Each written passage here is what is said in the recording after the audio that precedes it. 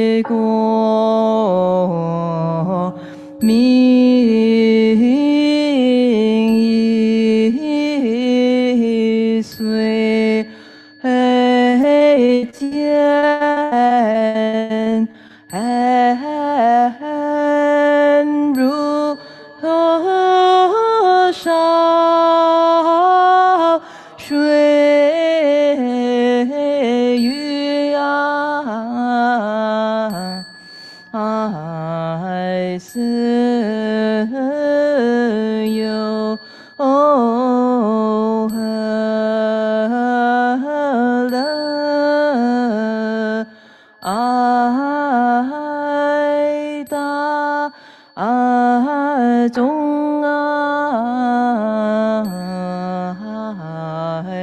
当亲